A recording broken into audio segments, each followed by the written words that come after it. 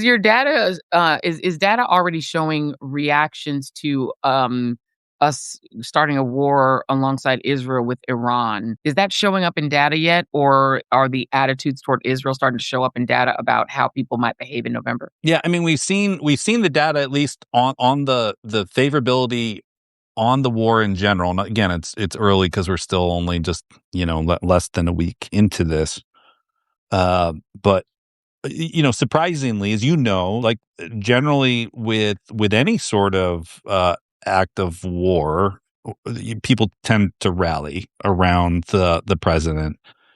You think back to like the second Gulf War and how George W. Bush had just crazy, 90% plus of favorability ratings. And Oh, Herbert Walker Bush. Which one? I think Herbert Walker. well, both. Yeah, both. HW in Gulf War One, and then which Bush and which Gulf War? I guess both, both of them. But that isn't happening. Obviously, Trump's popularity actually seems to be diminished because of it, which is wild because he's already been at historic lows. And the favorability around this war is net negative, majority negative.